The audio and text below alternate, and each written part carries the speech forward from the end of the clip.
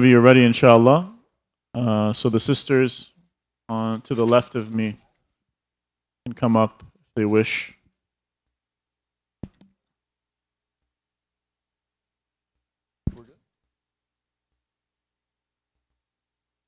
أعوذ بالله من الشيطان الرجيم. بسم الله الرحمن الرحيم.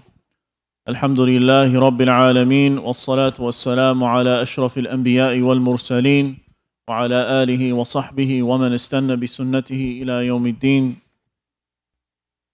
لقد جاءكم رسولنا بالحق صلوا على نبينا محمد اللهم صل وسلم. صلوا على خير خلقنا محمد اللهم صل وسلم.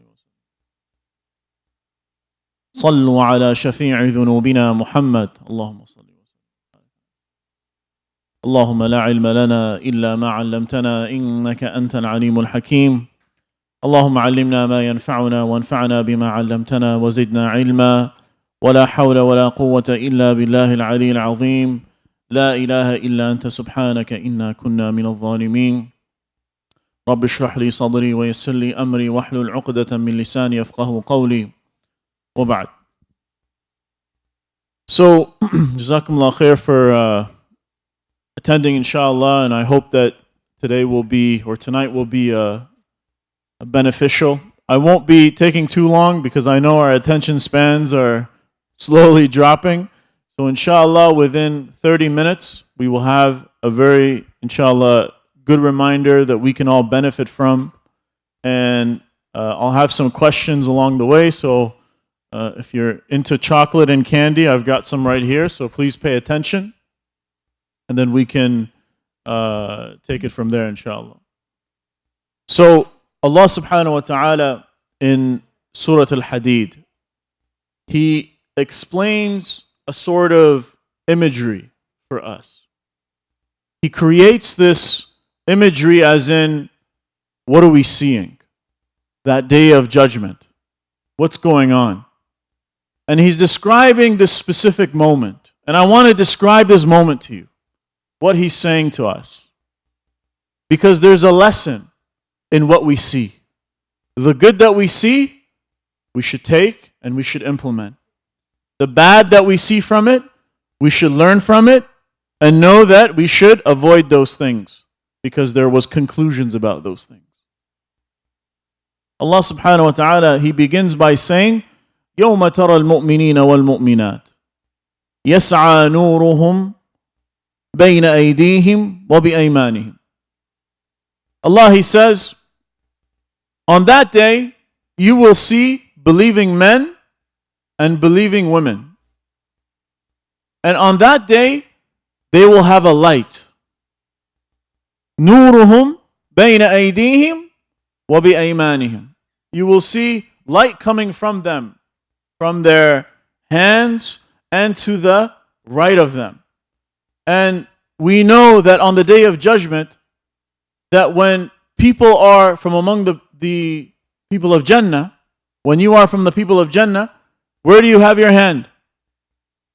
In your right hand. And you will be very proud of that book in your hand. You will say, "Ha uqra'u kitabiyya." You will be so excited to receive your book in your right hand, and you will say, "Look at my book."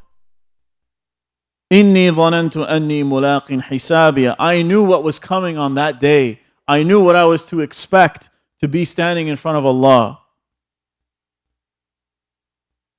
Ha uqra'u kitabiyya. Inni dhanantu anni mulaqin hisabiyya. And then what happens? فَهُوَ فِي عِيشَةٍ رَاضِيَةٍ فِي جَنَّةٍ عَالِيَةٍ قُطُوفُهَا دَانِيَةٍ. He will be given all sorts of provision in the next life. He will be given Jannah and rivers and all the beautiful things that you see in Jannah. All the beautiful things that you have in the hereafter. And he will receive that, or she will receive that. And we ask Allah subhanahu wa ta'ala to allow us to receive our book in our right hand. Allahumma ameen. So on that day, you will see these people, they have lots of light coming from them. Because, why is there light? You wonder, why are we talking about light? On that day, it will be filled with darkness. You will not be able to see anything. except if you have light. It'll be a day of darkness. Nobody will see each other. Nobody's paying attention to each other. Everybody's freaking out. You know, if I turn off the lights right now, and it's no lights, pitch black. Has anybody ever had a day when all the lights went out in the neighborhood? You guys remember that? Right? What happened at home? Pitch black, right? Pitch black. And you're excited for now. But maybe that happens for 1 day, 2 days, 3 days, 1 week, 1 month. And you know, the people who are suffering, around the world, this is how they live. Darkness. And the only thing they see is bombs coming their way. We ask Allah to ease their pain, and we ask Allah to give them victory and success. Allahumma ameen. But if it's really dark and I can't see where I'm going, quite difficult. It's a struggle. I can't see. I don't know what I'm touching. I don't know what I'm seeing. I don't know what's in front of me, what's behind me, what's beside me. It's a scary thought. The people that receive that light, بشراكم اليوم جنات تجري من تحتها الأنهار ذلك هو الفوز العظيم. This is the great success, that they will be from among the people of Jannah. And the next ayah, it says, يوم يقول المنافقين والمنافقات للذين آمنوا انظرونا نقتبس من نوركم. See, if you're not a real believer, you have no light, and therefore you cannot see. And in this ayah, Allah is saying that these individuals are munafiqs. They're individuals who are hypocrites. They said that they believe in Allah, and they were not sincere about it. We ask Allah to protect us from hypocrisy. Allahumma ameen. And these individuals, because they can't see anything, they see in the distance that there is this light. If I was in a cave and I was going through a tunnel and then I see that light, what do? I go closer and closer and closer until that light begins to expand and get closer to me. And bigger and bigger. And so that's what they do. They start to approach the people of light. And they go closer to them and closer to them and closer to them. And they say to them, as they get closer and closer, نَقْتَبِسْ مِن نُورِكُمْ. Iqtibas is like, if I take a torch, if I have a light here, and I want to give you your light, you hold me and you give me your torch, and I put my fire on your fire or my light on your light, and I give you light as well, and we multiply. And I give this guy and he multiplies, and I give this guy and he multiplies. And they wanted to multiply their light. They said, give us some of your light. And so the response is to these people, قِيلَ رُجِعُوا وَرَاءَكُمْ. Go back where you came from. Go back where? Go back to the dunya. Because we got our light from the dunya. We worked hard in the dunya. We did the right things in the dunya. Where did we get it? Go back. Go back where you came from. Go back and get your light.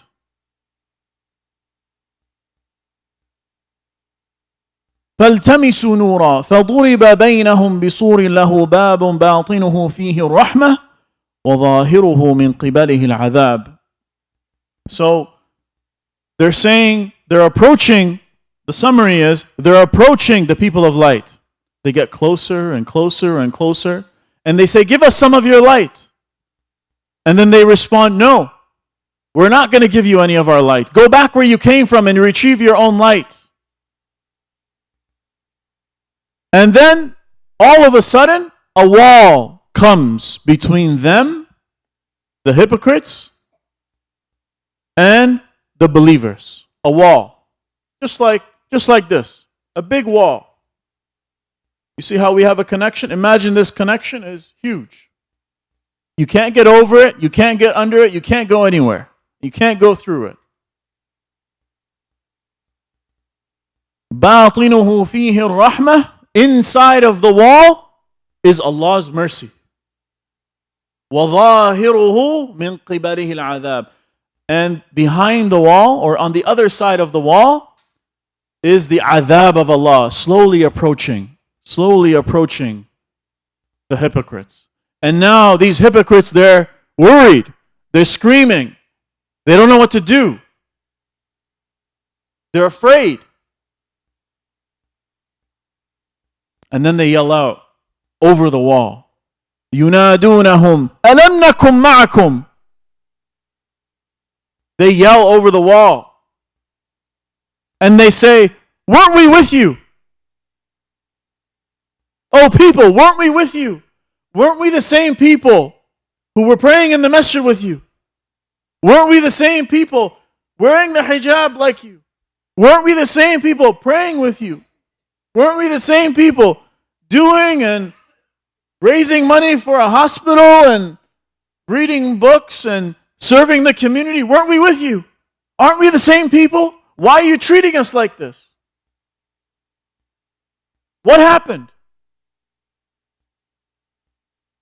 So they're freaking out because they thought that they were from the people of the believers.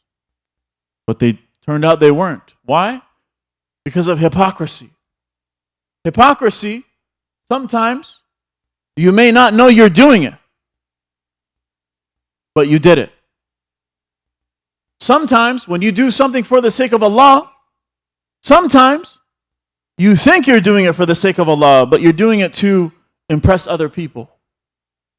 You're doing it so that other people will say, you did a great job. Fantastic work.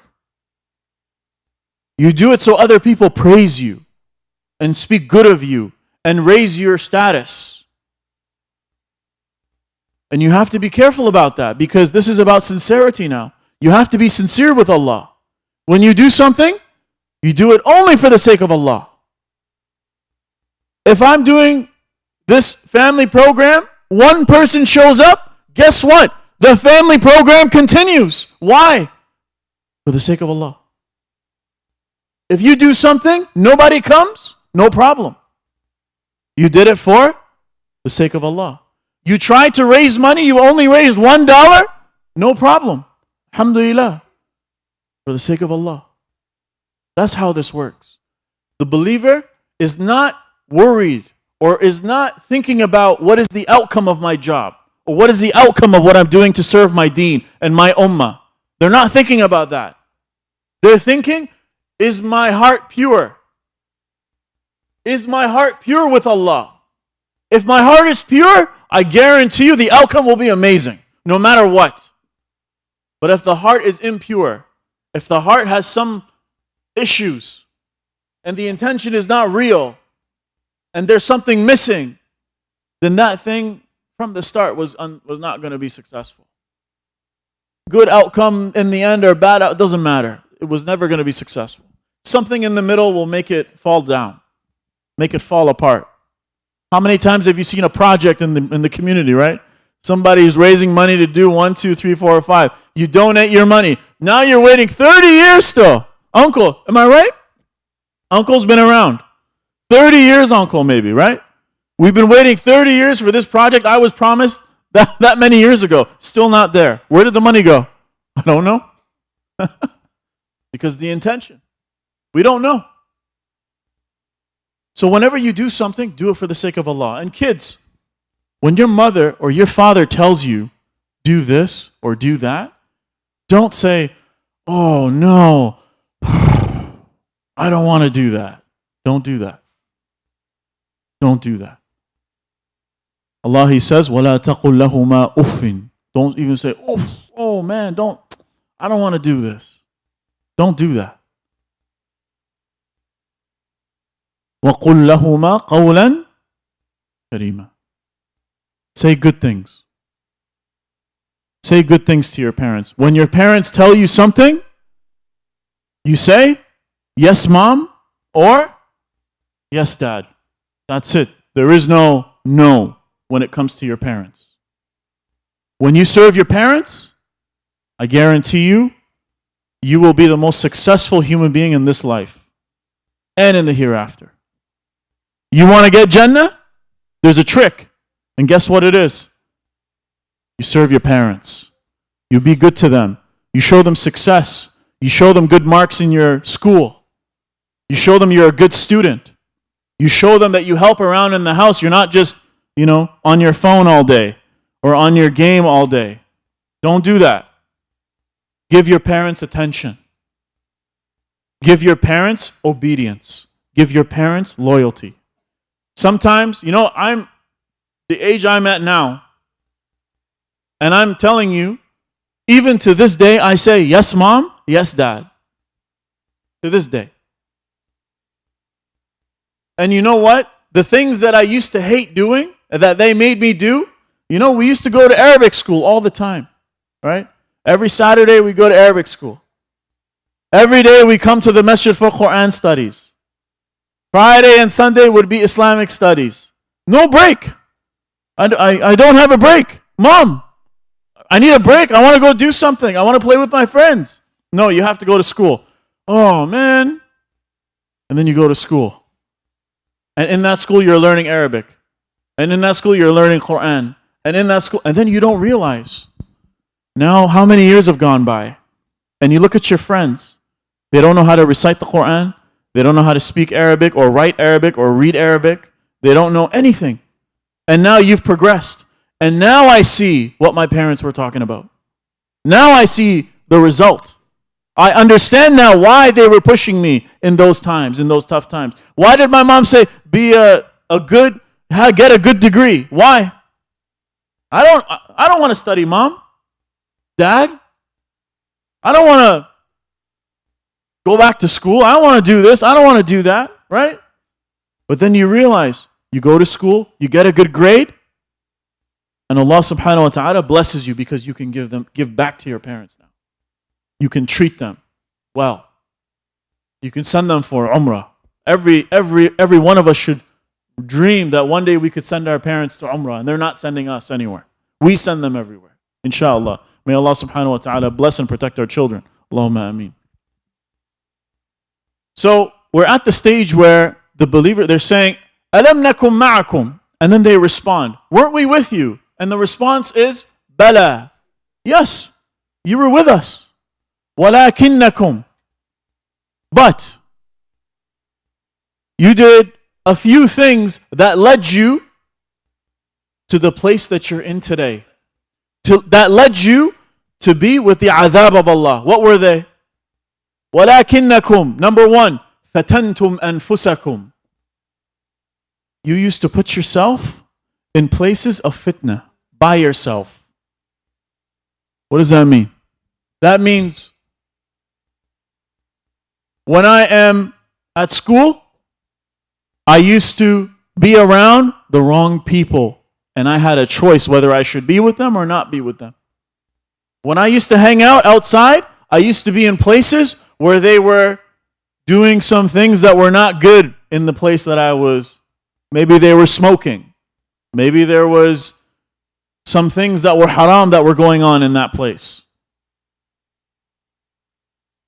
When I'm at work, somebody, the opposite gender, puts their hand out, and then I put my hand out and I shake their hand. Why, brother? Because, brother, this is professional.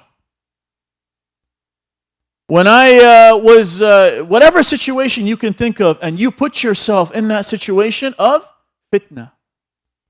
You chose that. You can protect yourself, but you chose the other way. Why? Because you compromised on your faith. You decided that, you know what? I don't want to offend anybody. MashaAllah. That's what you decided. You decided that offending somebody is more important than what Allah has told you to do.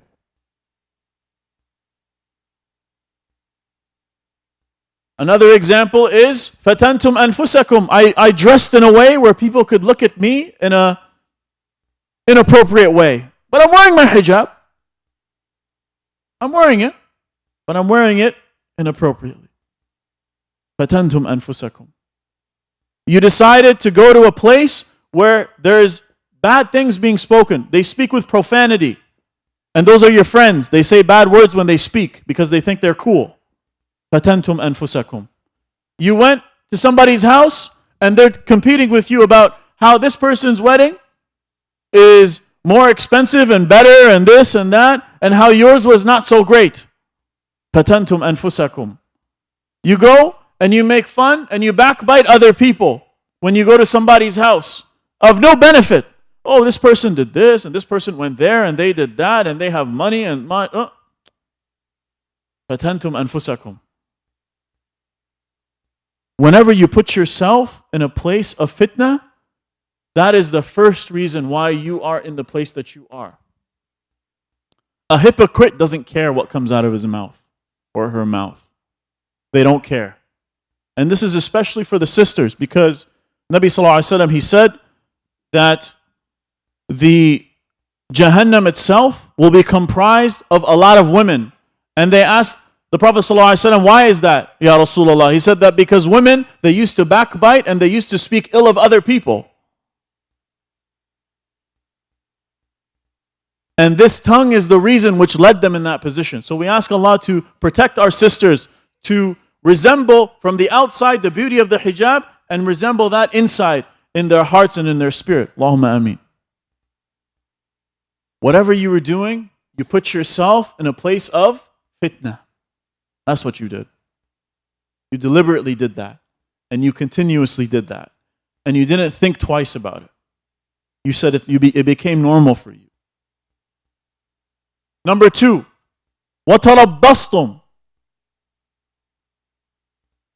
As you continued to put yourself in a place of fitna constantly, in those places, in those situations, you said, okay, I'm just going to be friends with them for a little while and then they're going to leave. I'm just going to do this for a little while and then I'm going to quit. I'm just going to go there because my friends go there, but after the summer, I'm going to stop. What are you doing here? You procrastinated. All this fitna that you were doing constantly, you put yourself in those situations, and then you start giving yourself excuses. And then what that does is it leads to procrastination. You procrastinated. Procrastination means you put it off. Oh, when I come back from Umrah, I'm going to change. When I go to Hajj, I'm going to be a completely different person. When I get married, this is going to change.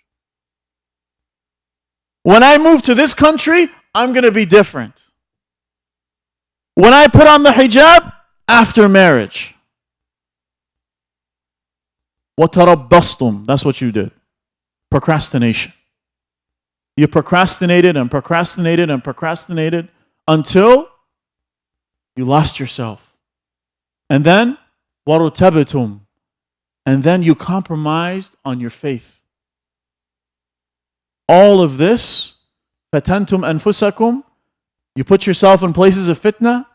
You procrastinated changing yourself, which led to leading in your doubt in the belief in Allah. وَرُتَبْتُمْ. That's what it eventually leads to. You do enough sins, you do enough fitna in this world, you do enough bad things in this life, it will eventually lead to your doubt in the belief in Allah. And we ask Allah to protect us from such a fate. Allahumma ameen. That's what happened to these people. They became doubtful to the belief in Allah. They became individuals who were saying, I'm not really sure if Allah exists anymore. وَالْعِيَاذُ بِاللَّهِ. I'm not sure if this is the right deen anymore. Is the Quran really the word of God? Then he starts asking these questions. Why? Because they've taken themselves so far away from the deen. They forgot about the masjid now. They forgot about the Quran. They forgot about all sorts of things. They're completely now misguided. They're misguided now, completely. And you know what? You can't even guide them back. The only thing you can do is you can give reminder. You can say, وَذَكِّرْ فَإِنَّ الذِّكْرَى تَنْفَعُ الْمُؤْمِنِينَ. Right?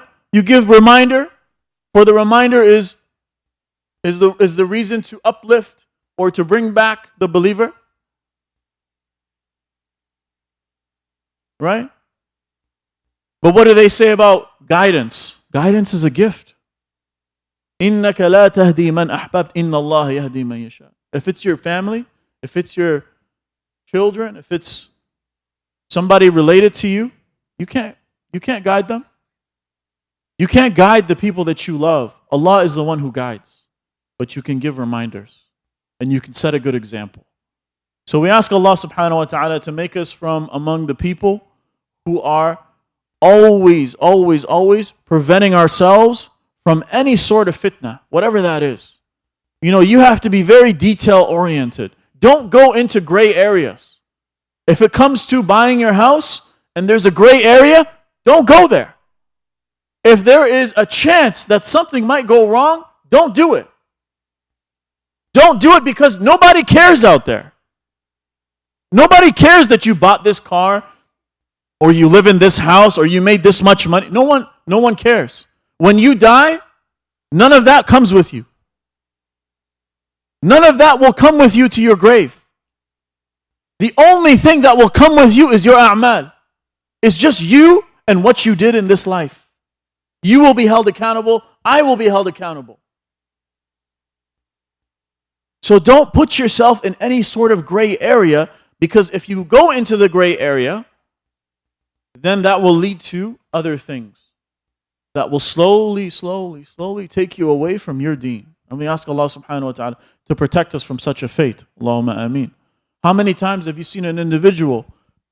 Yesterday everything was great and fantastic. Then maybe even their parents and their loved ones and the people that are close to them, they're righteous. They all come to the masjid. And then there's maybe something that happens to an individual. And then you see them, they go and they're gone. A different direction. Why? فَتَنْتُمْ أَنفُسَكُمْ. When you put yourself in places of fitna, that's what happens. And a lot of times, and I'll say this for the young people, it's because of your surroundings. Because of the people that you put close to you. Your friends. If your friends are people who don't come to the masjid, if they are individuals who don't care about their faith, if they are individuals who don't understand the book of Allah, who don't care to even understand the book of Allah, if they don't even care to be good to their parents, they don't deserve to be your friend. Period. Yes, it's fun, but then there's a reality. Then you have to be smart. Because everybody wants to be successful in this life. And we want to be successful in this life, but you have to put in the work. It starts with who you surround yourself with. Okay, so that's all I had for you today, inshallah. So I'm going to ask a few questions. All right? I had some notes. Let me make sure. Who remembers where these ayahs came from that I mentioned today? Sheikh. Excellent. Allahu Akbar. All right.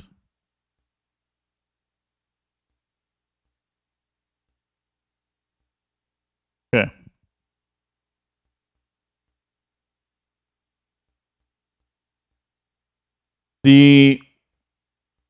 Where in those ayahs, where did I say, or where does Allah subhanahu wa ta'ala say that the light is coming from? The individual. Sheikh. Huh? Yeah, the good people. Where in their body does it come from? The right hand. Come here. Allahu Akbar. Okay. Okay. What is one of the reasons that led to the hypocrites being on the wrong side of the wall? Number one. Sheikha, huh? Why were they hypocrites?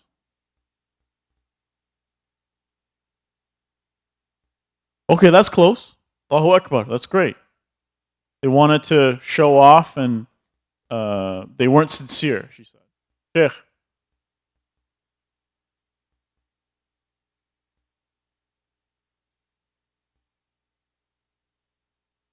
Say again, say again.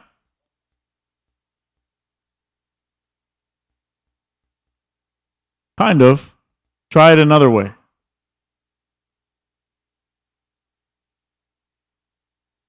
You mean the outcome. They value the outcome more than the intention. Allahu Akbar. That's good. Sheikh.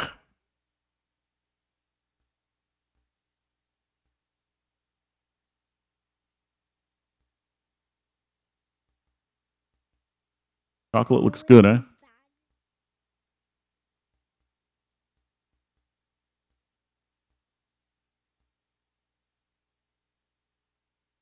Allahu Akbar. I liked your answer, man. Have a candy. MashaAllah. Anybody else? What were the three things that led those individuals? Anybody in the back? No? Sheikh.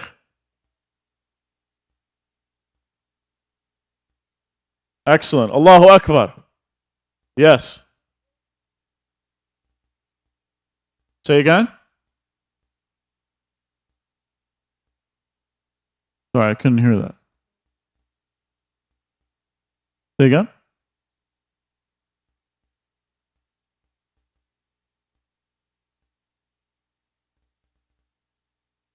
Oh, procrastination. That's the word you were saying. Okay, Allahu Akbar. Great. That's one of them. Sheikh. So they were in the environment. Allahu Akbar. Candy. Next. Yes, Sheikha. They did things that were inappropriate. Allahu Akbar. Let's go. Anybody else? You guys got some. Sheikh. Backbiting. Allahu Akbar. All right. What was the one thing I mentioned about where they put themselves? What were they doing? Sheikh. Wrong friends. Allahu Akbar. Sheikh, you want some candy? Okay, no. We're on a diet today, right? Okay, yeah, come. Okay. What was the thing that they constantly kept doing? Number one thing. Fitna, Sheikh. MashaAllah. Allahu Akbar. No candy? Diet? Okay, no problem. Okay, well, there's one more thing. What led? You put yourself in places of fitna, yeah?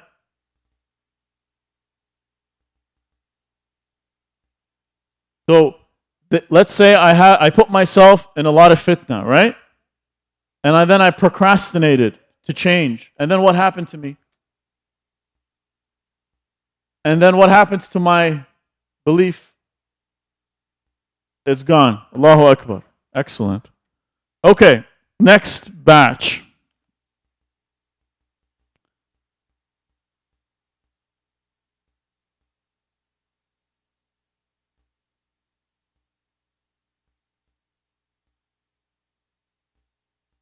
So, let's see.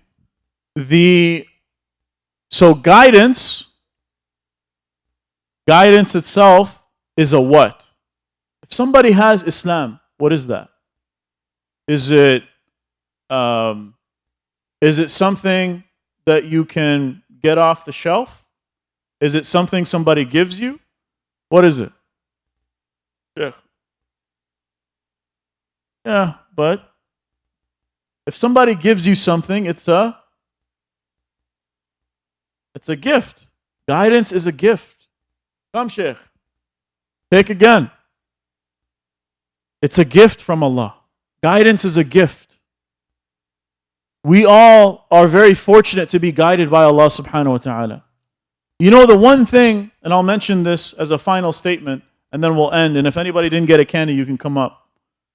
But the last thing that I'll tell you is that guidance itself, if there's anybody in this world, if there's any dua that they ask for it, that they will receive it no matter what, is that they sincerely turn to Allah.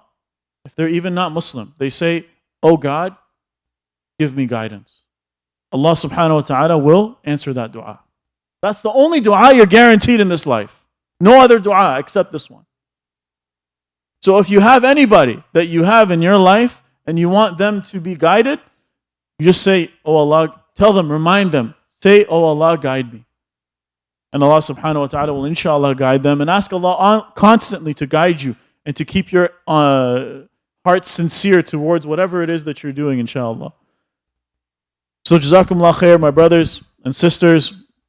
we've hit the 30-minute mark, so I don't want to take up too much of your time. We ask Allah subhanahu wa ta'ala to guide you all to the straight path. We ask Allah subhanahu wa ta'ala to protect you and your children. Allahumma azil Islam wal Muslimin wa adil ash-shirka wal mushrikeen wa damir a'da ad-din. Allahumma inna nas'aluka mujibati rahmatik wa azaima maghfiratik wal ghanimata min kulli bir was salamata min kulli ithm. لا تدع لنا ذنبا إلا غفرته ولا هما إلا فرجته ولا دينا إلا قضيته ولا مريضا إلا شفيته ولا حاجة من حوائج الدنيا والآخرة هي لك رضا ولنا فيها صلاح إلا وقضيتها يا رب العالمين. اللهم أصلح أحوالنا وأحوال المستضعفين من المؤمنين في كل مكان وخاصة في فلسطين وفي لبنان وفي السودان. اللهم أصلح أحوالهم، اللهم سدد رميهم، اللهم اجمع كلمتهم على الحق المبين يا ذا الجلال والإكرام. اللهم أعد المسجد الأقصى إلى رحاب المسلمين، اللهم أعد المسجد الأقصى إلى رحاب المسلمين وارزقنا فيها صلاة قبل الممات يا ذا الجلال والإكرام. اللهم اهدي شبابنا يا رب العالمين، اللهم اهديهم إلى صراط المستقيم، اللهم نجحهم ووفقهم في حياتهم وفي دراساتهم يا ذا الجلال والإكرام. اللهم ارزقهم رزقا حلالا طيبا واسعا يا ذا الجلال والإكرام. ربنا آتنا في الدنيا حسنة وفي الآخرة حسنة وقنا عذاب النار. وصلي اللهم على سيدنا محمد وعلى آله وصحبه وسلم تسليما كثيرا. والعصر إن الإنسان لفي خسر إلا الذين آمنوا وعملوا الصالحات وتواصوا بالحق وتواصوا بالصبر. آمين يا رب العالمين.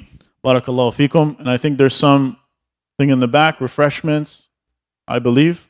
Sheikh, Zia? Tea. Okay, tea.